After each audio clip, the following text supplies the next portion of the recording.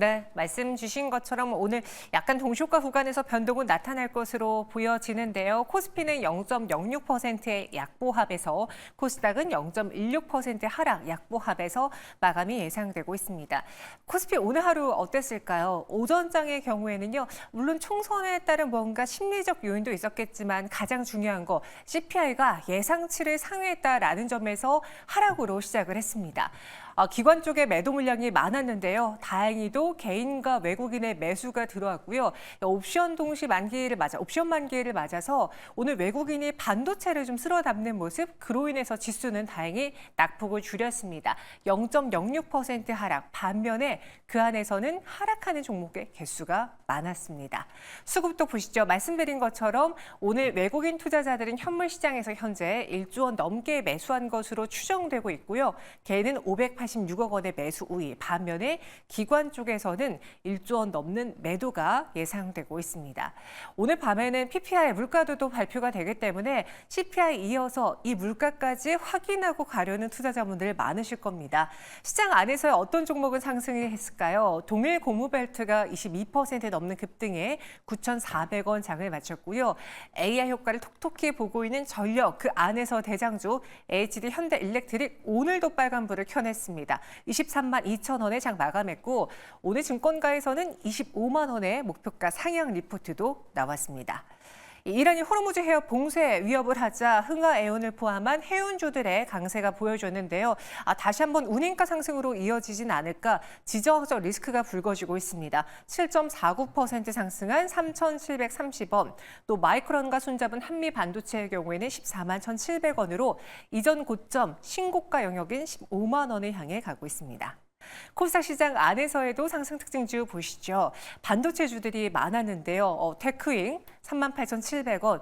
코스피 시장 안에 한미반도체가 있다면 코스닥에서는 테크잉과 이오테크닉스가 있지 않을까 싶습니다. 사피엔 반도체는 새내기 주죠. 28,050원에 장을 마쳤습니다. 이렇게 양시장에서 상승하는 종목들 봤는데요.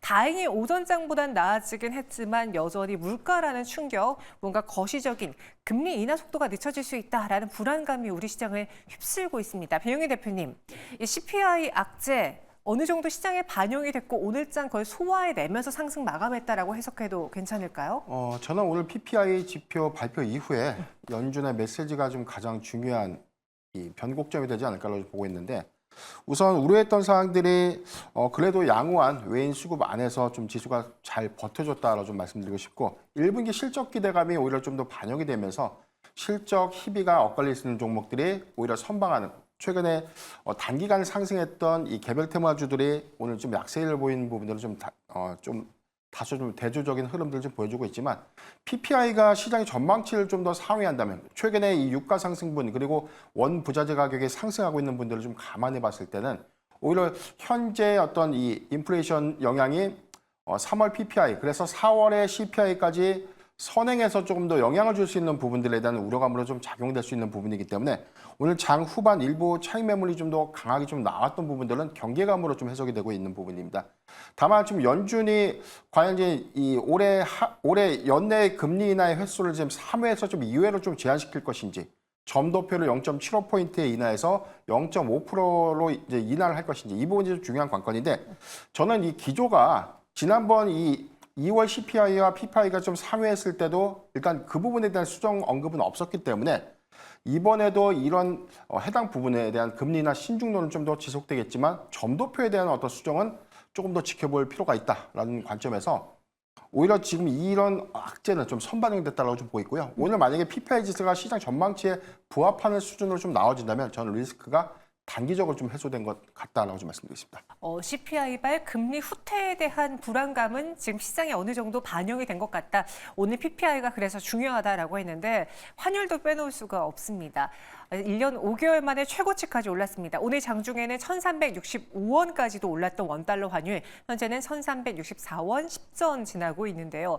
계속해서 이 환율이 올라가게 된다면은 위험 자산을 회피하고 안전 자산으로 가려는 움직임 혹은 외국인의 수급 이탈까지도 우려해봐야 되는 거 아닐까요? 오늘은 다행히도 원달러 환율이 이렇게 상승하고 있음에도 불구하고 다행히 외국인 매수가 들어왔지만 이게 또 나중에 우리 시장의 발목을 잡을지 있을지도 좀 걱정이 되는데 환율 어떻게 보십니까? 우리가 지난해 한 3분기, 그러니까 10월경에서 4분기 넘어가는 초입에서 우리가 지수 급락이 굉장히 좀 컸었고요. 여기서는 외인 수급의 이탈을 병행하면서 환율이 좀 급등했던 차이점이 좀 있는데 현재는 당시의 환율보다는 소폭 올라와 있지만 외인 수급은 상대적으로 좀 더 강하다는 차이점이 있습니다. 이 부분은 단기에 이 금리 인하의 기대감들이 좀 쇠퇴됐던 영향들, 그리고 최근에 미국의 국채 금리가 급등했던 영향들로 저는 판단이 되고 있는데 지금 5장 후반에는 미국 국채 금리가 30년물 채권을 제외하고는 지금 하락전환을 하면서 환율도 같이 하락을 해줬다는 점, 이 부분은 중요한 포인트다라고 좀 보고 있습니다. 다만 연준의 금리 인하 시점이 올해 6월보다는 하반기로 좀 이열될 수 있는 어떤 우려감들, 이 부분은 저는 상당히 좀 선반영이 됐다고 보고 있고요. 하반기에 구체적인 금리 인하 시점들이 명확해지는 그런 시점이라면 저는 이 달러도 1,200원대를 좀 회귀하지 않을까라고 좀 보고 있기 때문에 지금 일시적인 어떤 요인은 위험 자산에 대한 회피보다는 경계감이다라고 좀 판단되고 있고요. 여기서 가장 중요한 단기적 어떤 확인해야 되는 포인트들은 금리 인하, 이게 가장 중요한 시그널이다라고 말씀드리겠습니다. 네, 완벽하게 회피하려는 움직임보다는 약간 피해 있는 관망 심리로만 해석을 했습니다. 어느 정도 이 시장에 대한 우려는 다 반영이 되고 있다라는 데 초점이었기 때문에 추가적으로 시장의 발목을 잡는다던가 급락에 대한 여지는 아직까지는 높게 보진 않고 있습니다. 오늘 하이브와 휴메딕스 종가도 볼게요. 하이브 장중에 파란불을 켰었는데요. 21만 6,500원 보합의 장을 마쳤고요. 휴메딕스의 경우에는 앞서 보신 것처럼 5.75% 상승한 33,100원의 장을 마쳤습니다. 실적과 관련해서 평이 엇갈리는데요. 실적이 부진할 것이다, 좋을 것이다. 그에 따라서 주가의 방향도 달랐습니다. 이번 엔터주를 둘러싸고 있는 시선은 어떨지요? 유한타증권에서 나온 리포트를 보면요. 일단 1분기는 아닌 것 같습니다. K엔터 본게임은 2분기부터다. 최근에 엔터 4사의 1분기 합산 구작 판매량은 전분기 대비 올라가고 있습니다. 지금 보시다시피 이 구작 판매량이 최고치를 찍었다가 확연하게 조정받는 모습이었는데요. 이번 1분기에서 턴어라운드 되고 있기 때문에 하반기로 갈수록 더 판매량이 기대가 되고 더불어 2분기에는 본격적인 아티스트 컴백이 시작되기 때문에 현재는 부침을 겪더라도 나아질 것이다 라는 데 톤을 보여주고 있습니다. 엔터사별의 1분기 실적을 좀 미리 보면은 하이브의 경우 영업이익이 전년 동기 대비 55%나 크게 줄 걸로 예상되고 있고요.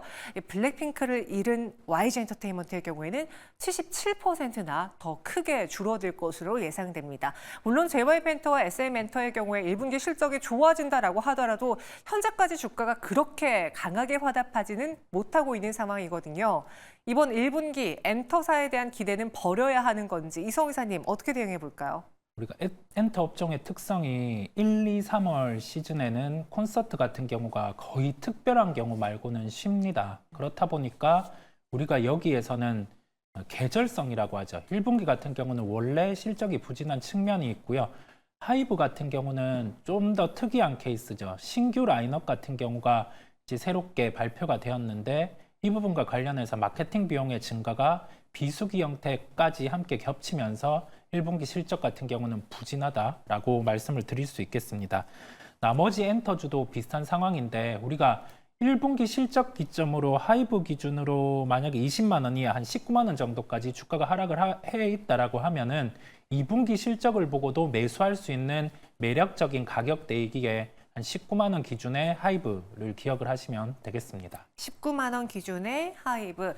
요즘에 아일리시 인기인데요. 또 하이브, 뉴진스 그 여파 속에 주가가 올랐던 그 영광을 아일리시 보여주게 될지 아직까지는 기대는 있지만 주가는 반영하지 못하고 있습니다. 그럼 1분기 실적을 조금 더 크게 본다면 이처럼 하이브와 같은 좀 실적이 좋지 않을 것이라고 우려되는 종목들이 있는가 하면은 기대되는 업종도 충분히 나뉘어질 거라고 생각됩니다. 이성 이사님, 네. 이 실적 시즌 어떤 걸 기대하고 어떤 걸 우려하면서 준비해 볼까요?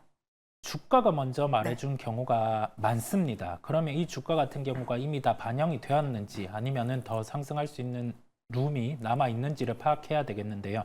실적에 대한 기대주는 업종으로 IT, 변압기, 미용기기를 말씀드릴 수 있겠고요. 종목은 SK 하이닉스, HD 현대일렉트릭, 미용기기는 전부 다 좋지는 않을 거고 비올 같은 경우가 1분기 순이익 환입 부분도 있다 보니까 실적이 예상치를 상회할 것으로 보입니다.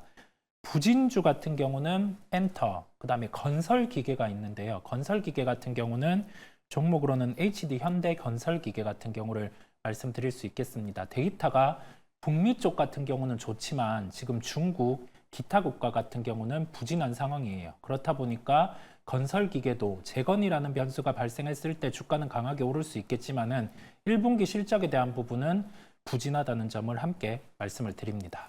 IT와 변압기, 미용기기 섹터의 실적은 기대가 되지만 앞서 말씀해 주신 것처럼 엔터라던가 건설기계단에서는 이번 1분기 실적 다소 부진할 것이다, 우려가 된다라고도 짚어주셨습니다.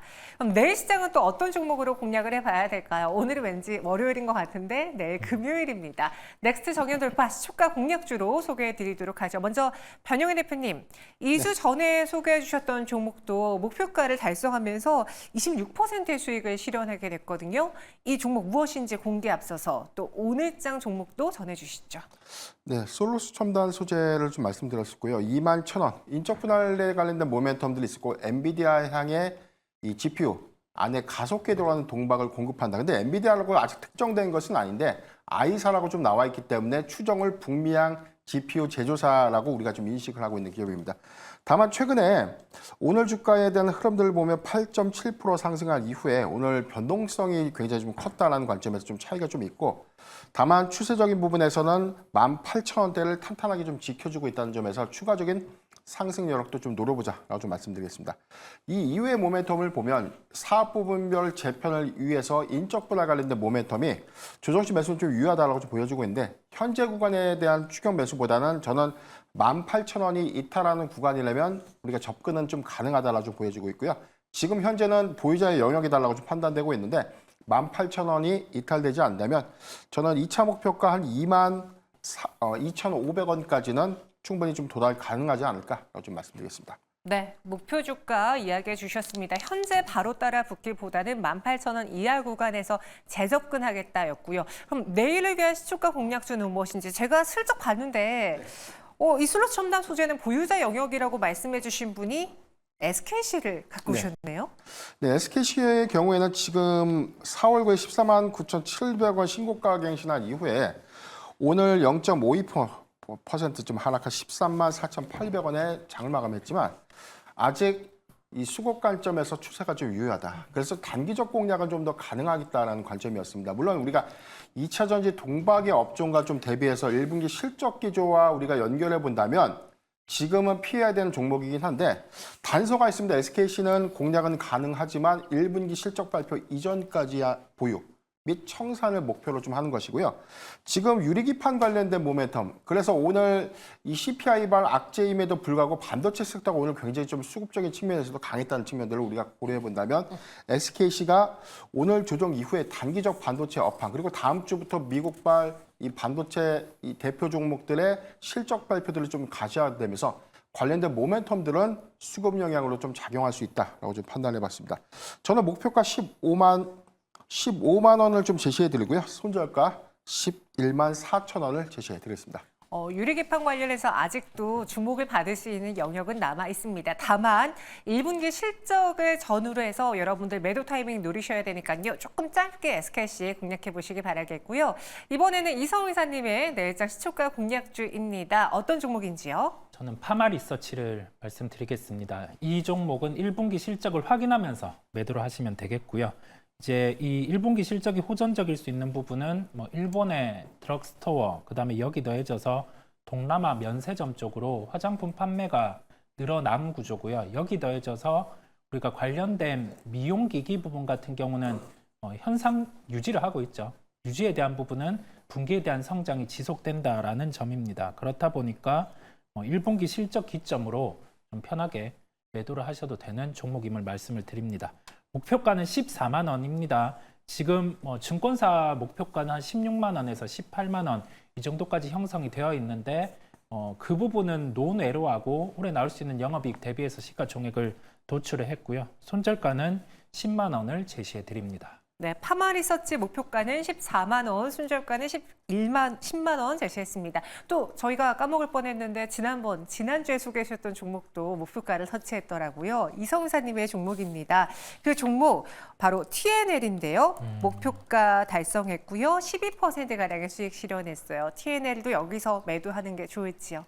오늘 이제 변동성이 좀 커지는데 이 종목 또한 1분기 실적 확인하고 실적이 나올 때 그때 매도 수익 실현을 하시면 되겠습니다. 알겠습니다. 최고가 대비 12% 수익 실현했습니다. 두 분과 함께 오늘 장 마무리는 여기서 해보도록 하죠. 자세한 설명 고맙습니다.